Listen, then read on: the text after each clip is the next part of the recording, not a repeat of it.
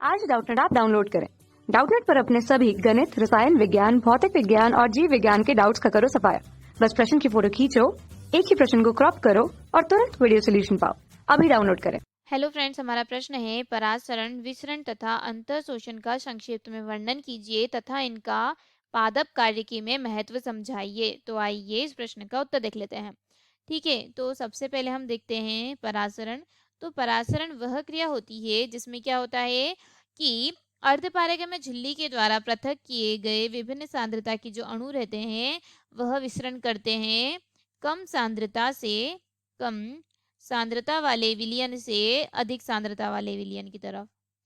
ठीक है, अर्थात विलायक की जो निम्न सांद्रता वाले घोल की तरफ होता है। ठीक है, तो अब हम देखते हैं कि जैसे परासरण दो प्रकार का होता है, अंतः तथा बहिः परासरण। अब हम देखते हैं इसका महत्व। ठीक है, तो जो मूल रोम रहते हैं, क्या रहते हैं, जो मूल रोम रहते हैं, उन मूल रोमों के द्वारा जो जल रहता है उस जल का अवशोषण होता है। मूल रोम के द्वारा जो जल का अवशोषण होता है तथा जो पौधे रहते हैं उन पौधों के अंदर जो जल रहता है वह एक कोशिका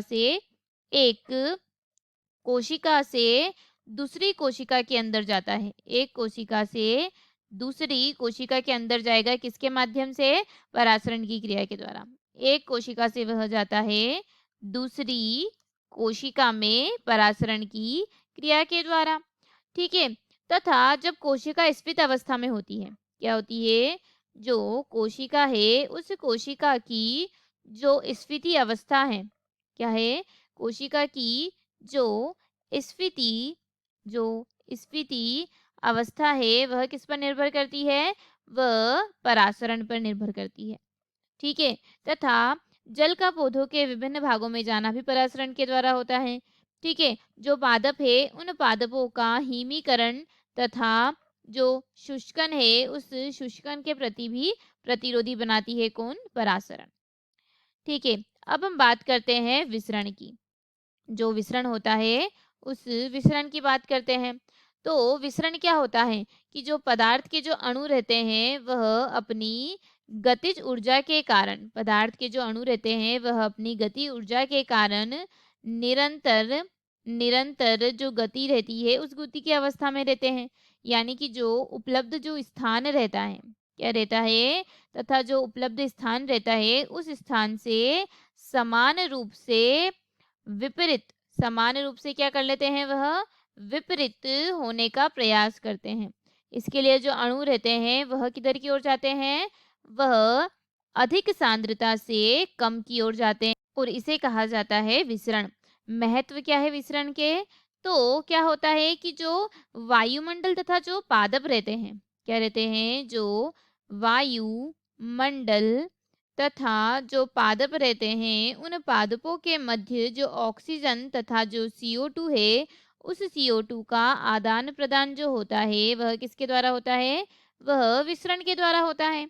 ठीक है, तथा जो वायुमंडल होता है उस वायुमंडल में जो जल वाष्प है उस जल वाष्प का जो विसर्जन है वह भी विसरण के द्वारा होता है।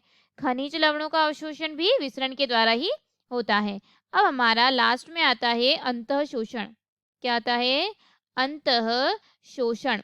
तो किसी पदार्थ के जो ठोस कण रहते हैं, क्या होता है, किसी पदार्थ के जो ठोस कण रहते हैं उन ठोस कणों के द्वारा जो द्रव्य रहता है वह द्रव्य बिना विलयन बनाए, वह द्रव्य बिना विलयन बनाए जो अवशोषण करता है, बिना विलयन बनाए जो अवशोषण करता है उसे कहते हैं अंतः शोषण। क्या कहते हैं, अंतः शोषण। तथा जल अवशोषित करने वाले क्या कहलाते हैं, अंतः शोषक।